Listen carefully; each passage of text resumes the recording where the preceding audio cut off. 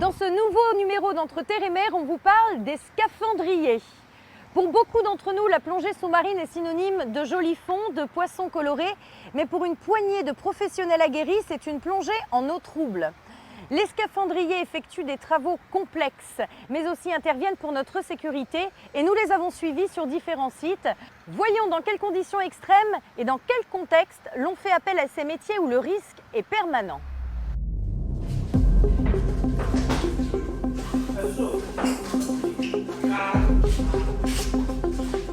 Eastern Cap, la même équipe qu'hier, donc 2 équipes, 2 bateaux, c'est tout bon. De toute façon, après, vous savez ce que vous avez à faire.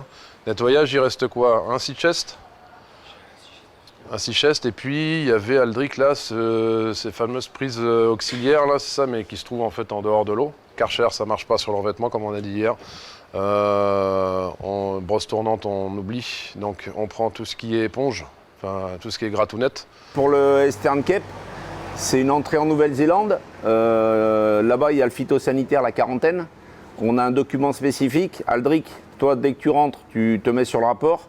Le rapport doit être fait dans la journée avec les vidéos. Le bateau ne pourra pas rentrer en Nouvelle-Zélande si on ne lui a pas remis tous les documents. Avec Max, vous avez fait le point sur les sea chests, à l'arrière du bateau, sur le plan. Il y en a 2, mais en fait, Et il y en a une troisième tout au bout. c'est ça, c'est pas un sea chest, ça c'est une prise d'eau secours pour les... Une prise d'eau secours pour les auxiliaires. Mais Ok. elle est en dehors de l'eau. Ok. Il est lège.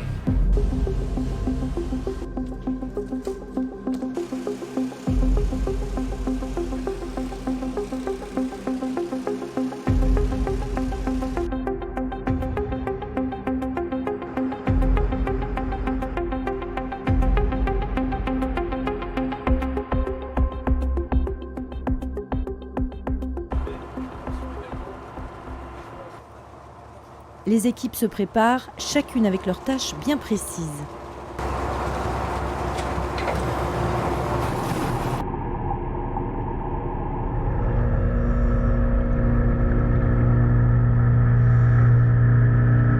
Les équipes examinent la coque dans ses moindres détails, tout est filmé et sera retransmis dans un rapport qu'ils feront en rentrant à la base.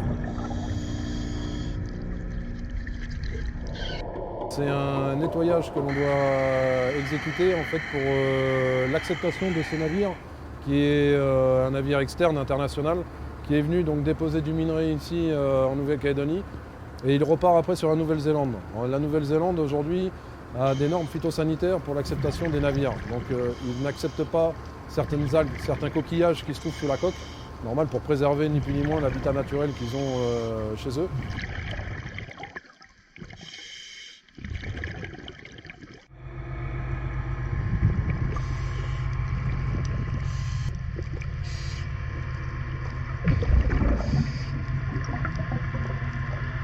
C'est vraiment tout ce qui est vital après du navire qu'on a le droit de nettoyer ici. Par contre, après les coques, les nettoyages de coques ici sont interdits.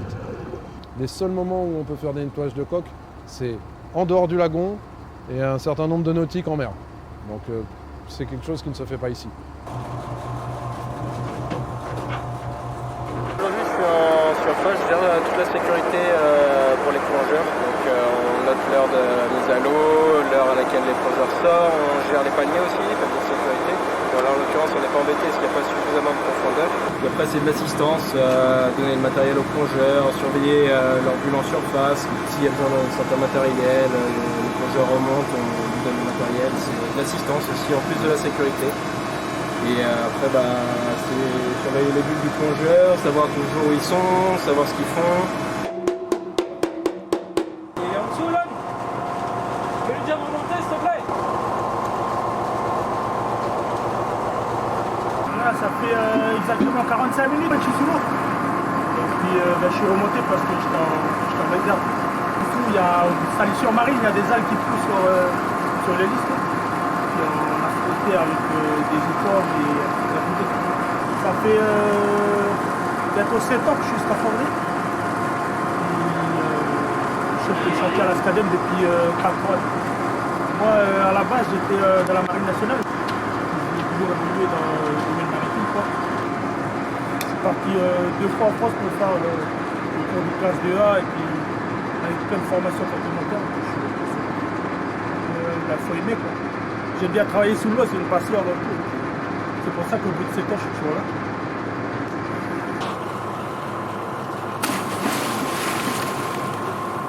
La dernière fois que j'ai vu un requin, c'était au phare Amédée. Au phare Amédée, on faisait le nettoyage des bouées de la mairie, des bouées de plage, et on a vu un requin tigre. J'étais avec mon collègue qui est dans l'eau actuellement. C'est bien passé, ouais, la surface nous ont prévenu qu'il y avait un requin, on s'est regroupé les deux plongeurs, on l'a observé de loin, il y avait de la visibilité, on avait les shark shields. Il n'y a pas de raison de s'inquiéter, le requin n'était pas agressif. Il a tourné pendant une dizaine de minutes, puis il est parti. Il n'a pas été embêté. On travaille partout, on a souvent des requins autour de nous. Ça nous est arrivé pas mal de fois de plonger au niveau des pêcheries, tout ça, avec des requins qui sont autour, mais on les voit, ils sont autour de nous. Enfin, là où on est, on n'a pas trop de visibilité. On voit des grosses masses autour de nous, mais ils ne s'approchent pas. Donc là où on est le plus vulnérable, c'est pas sous l'eau, c'est à l'immersion et à la sortie de l'eau.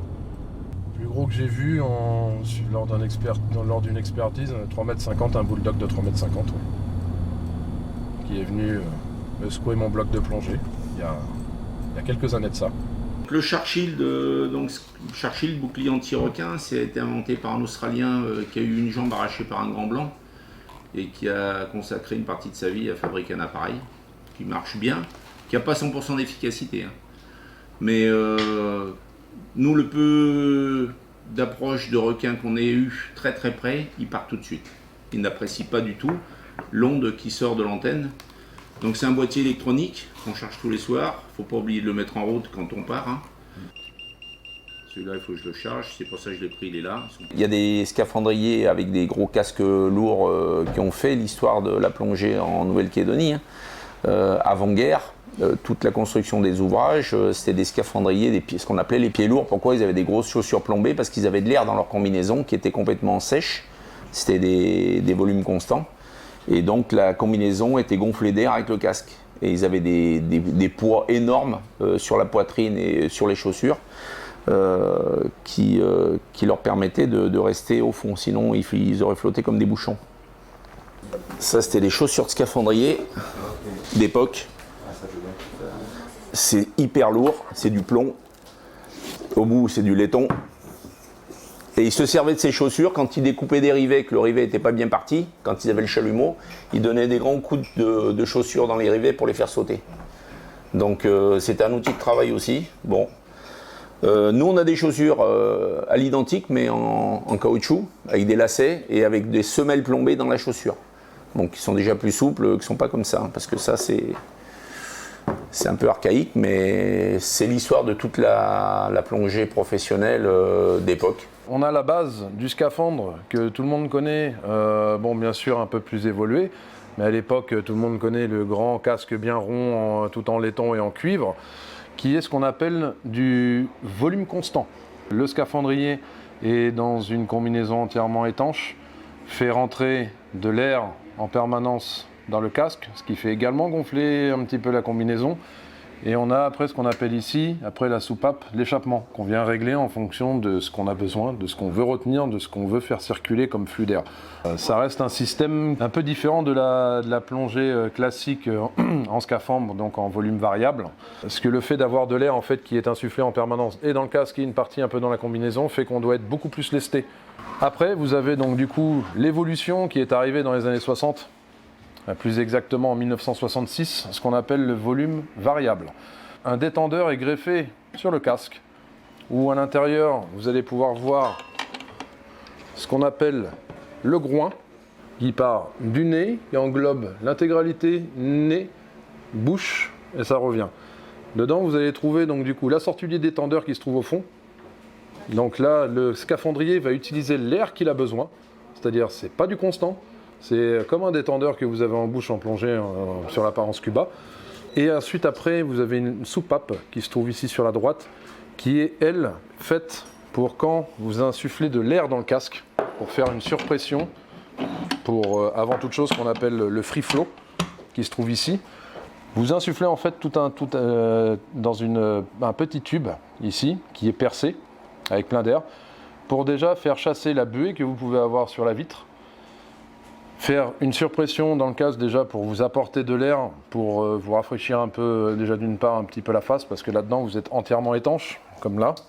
Deuxièmement, c'est si vous avez une infiltration de flotte. Ni plus ni moins, si vous avez une entrée d'eau, ça peut arriver. Vous faites une surpression dans le casque et vous faites chasser donc du coup par toutes les soupapes. Donc c'est des casques qui restent assez lourds. C'est vrai qu'à l'air libre, l'un comme l'autre, ce sont des casques qui font presque 20 kg. Donc c'est toujours la partie la plus compliquée. C'est du moment où on est à la surface en train de se faire équiper jusqu'à temps d'arriver à l'eau. Tous les kits qui sont montés en fait sur la partie détendeur et tout ça sont prévus pour résister à de l'eau chaude, à de l'acide, à du milieu alcalin basique et à tous les différents produits qui peuvent exister en fait dans le milieu industriel. Donc nous on plonge vraiment en industriel avec ça. On va être plus à l'aise à faire du volume variable en station qu'avec du volume constant, mais bon, après d'autres préfèrent utiliser le volume constant dans les stations d'épuration parce qu'ils sont sûrs d'avoir une étanchéité parfaite. Le volume variable, on est sûr, mais il y a toujours un doute. Voilà, parce que l'infiltration d'eau est beaucoup plus rapide dans le volume variable que dans le volume constant. Le volume constant, vous avez toujours de l'air qui partira, donc l'eau ne pourra pas entrer. Dans le volume variable, vous avez un risque. D'où l'importance après d'un très très bon entretien du casque, parce qu'il y a des entretiens réglementaires. Le fabricant, lui, recommande un entretien annuel de chaque casque. C'est la sécurité avant toute chose, donc s'il y a un doute sur un casque, le casque est mis de côté, il est revu tout de suite. Ce que l'on fait régulièrement, donc du coup, c'est le check complet, l'état des flexibles, du premier étage, du deuxième étage. Ce que l'on vérifie très régulièrement, c'est l'état des joints de siège sur le portage. On regarde souvent si donc ce joint est en bon état et s'il est bien présent. C'est ce qui fait l'étanchéité entre la robinetterie de la bouteille de plongée et le premier étage. On vérifie également que tout cet ensemble ici soit bien fixé. Donc c'est pour ça qu'on fait souvent des petits coups de clé. C'est au bord d'un quai. Donc profondeur maximum elle est de 4 mètres, 4 mètres 50. Donc c'est des faibles profondeurs. C'est un chantier typique TP, confortement d'un quai de type mur berlinois avec une équipe de forage. Le but c'était de reprendre en fait, il y a une poussée qui est exercée en fait sur le quai, qui aujourd'hui le quai est en train de basculer vers l'avant. Donc le but c'était d'arrêter tout ça. Nous les scaphandriers on travaille sous des tables de décompression qui s'appellent les MT92. C'est les tables du ministère du Travail de 1992. On est illimité au niveau de temps de plongée jusqu'à 7 mètres de profondeur. Du moment où on dépasse les 7 mètres de profondeur, les 6-7 mètres de profondeur, on commence à se saturer en azote. Donc, plus on passe de temps, plus on se sature, plus il faudra se désaturer ensuite.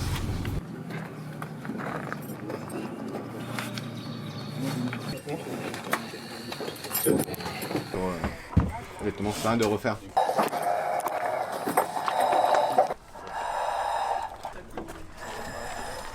Non, c'est bon.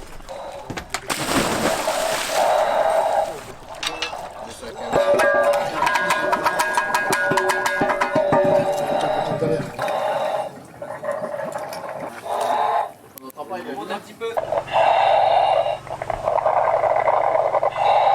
Gabi, c'est bon, t'as tout ce qu'il faut? On t'amène ça.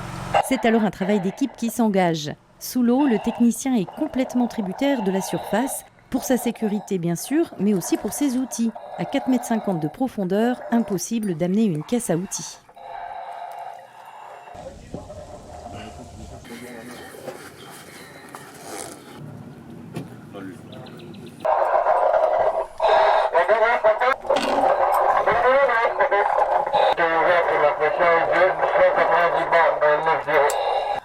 Une fois soigneusement équipé, le deuxième scaphandrier rejoint son collègue pour l'aider dans sa tâche.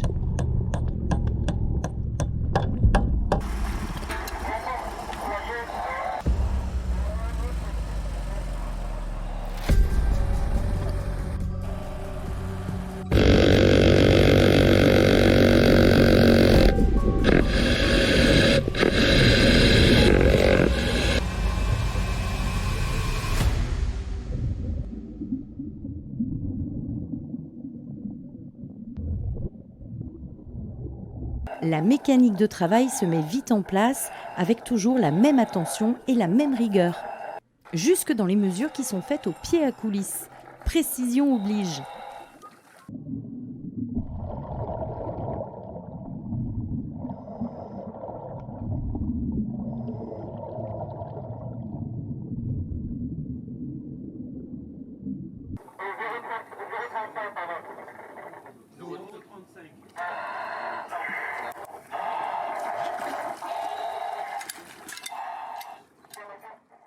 5, 4, 3, 2, 1, retardement.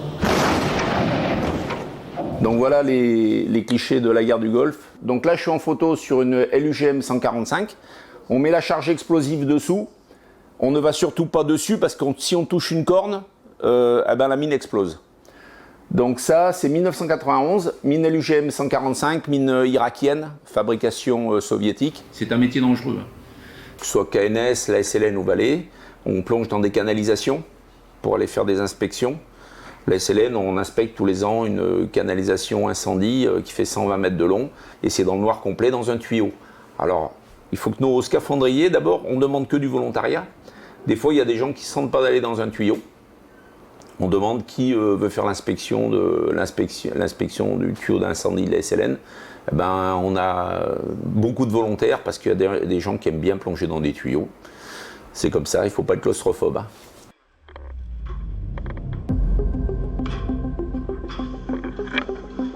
C'est bon?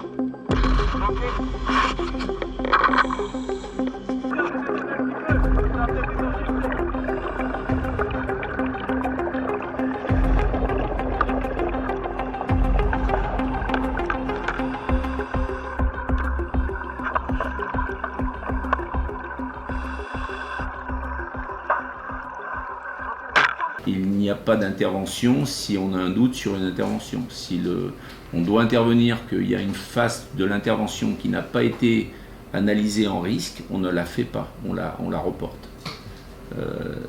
Voilà pour quelle raison aujourd'hui on n'a pas d'accident chez nous. Parce on dit aux gens, vous avez un doute, vous ne faites pas.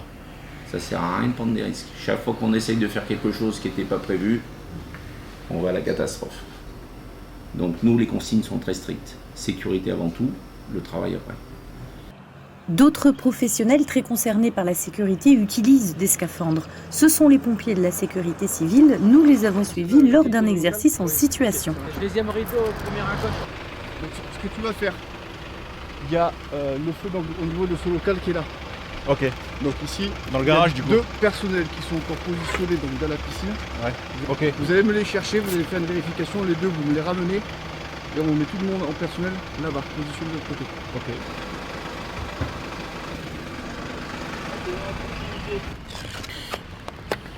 Ok.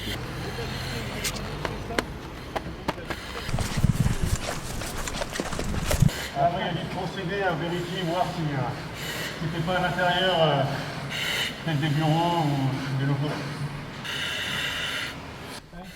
C'était autour du bassin. Je confirme par le responsable de la piscine, il y a bien deux personnels de la mairie qui sont sur place. Apparemment, donc de la partie administrative maintenant. Là, vous êtes les seuls à travailler. On a une intervention en cours suite à un mélange accidentel de produits qui a provoqué un dégagement de gaz toxiques et corrosifs. Il y a eu un mélange d'acide et de base involontaire par un personnel de traitement des eaux de la piscine. L'exploitant, en cas de souci, appellera bien évidemment tout d'abord les pompiers. En général, les pompiers viendraient en tant que primo-intervenants avec un engin incendie, avec un chef de groupe et rapidement verraient qu'on est sur un domaine de risque chimique et rapidement demanderaient en renfort la sécurité civile puisque depuis le transfert de compétences, c'est la sécurité civile qui a la charge du risque particulier et notamment le risque chimique. On a désormais deux BERS en fait, donc l'équivalent de conteneurs qui disposent de matériel spécifique pour lutter contre le risque technologique, donc chimique, radiologique et biologique, et deuxième BERS plus ciblé sur les pollutions. Et en fait, à l'intérieur, on a des équipements de protection individuelle qui les protègent également contre les gaz. Donc on a des tenues, ce qu'on appelle des scaphandres anti-gaz, qui sont étanches au gaz, ainsi qu'à un certain nombre de produits chimiques, et qui leur permettent d'intervenir sur des produits qui sont mortels. Mission pour vous là, actuellement c'est ouverture du rideau, prise de mesure à l'intérieur, et vous faites un 360 dans la mesure du possible pour voir ce qui se passe en termes de gaz au niveau de l'école, et une prise de mesure aussi vers le rideau du mur d'escalade.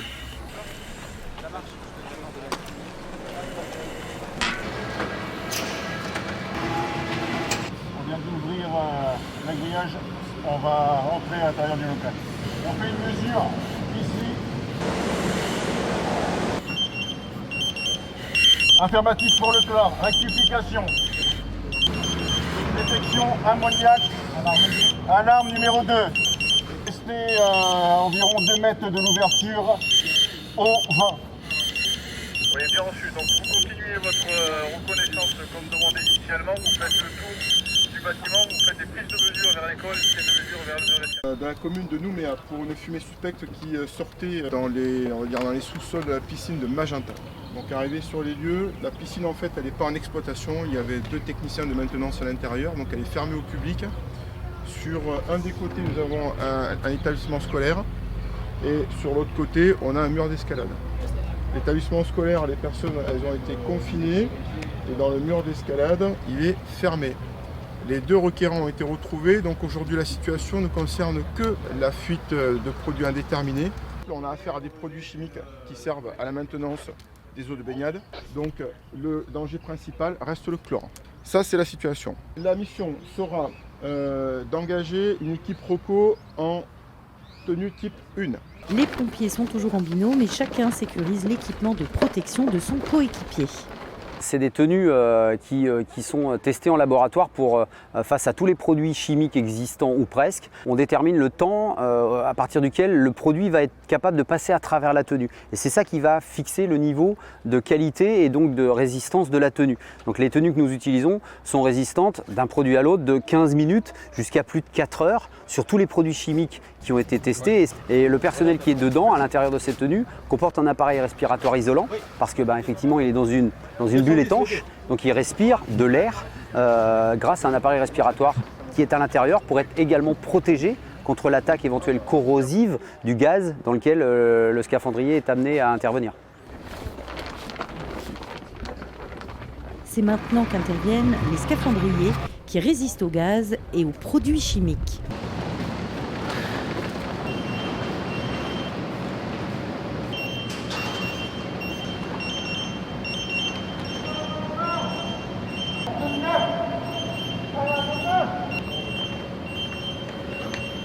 On devait faire des mesures et on devait pénétrer dans le local concerné, le local chantier. Et c'est là, quand on est rentré dedans, qu'on s'est rendu compte qu'on n'y voyait rien. Et par sécurité, j'ai pas voulu m'engager car je n'avais pas la possibilité de retrouver la sortie si je m'engageais dedans. Donc j'ai rendu compte et puis après on a effectué les mesures à l'intérieur du local et à l'extérieur du local. Ce type de formation nécessite la présence d'un conseiller technique, donc d'un RCH4. Je suis le seul sur le territoire pour le moment, donc je ne sais pas quand est-ce qu'aura lieu la prochaine, puisque moi je quitte mes fonctions et que pour l'instant mon remplaçant ne dispose pas de cette qualification-là. À demain. N'oubliez pas de redire demain matin pour les médicaments pour la douleur. D'accord ?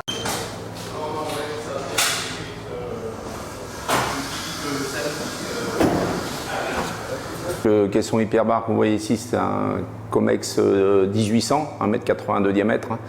À l'origine, c'est un caisson de chantier qui a sur barge, qui était en Calédonie, qui est arrivé en Nouvelle-Calédonie il y a maintenant bientôt 40 ans. Je l'ai remis en état avec l'autorisation du gouvernement. Ce caisson appartient au gouvernement de la Nouvelle-Calédonie. Installation financée à 100% par la province sud pour développer le tourisme plongée et avec une ouverture possible sur de la médecine hyperbare, puisque le caisson est activé par le SAMU. On ne vient pas au caisson comme ça pour se faire traiter. On passe obligatoirement par le SAMU et nous on en avait besoin pour la sécurité des plongées. Il ne peut pas y avoir de plongée sans sécurité hyperbare.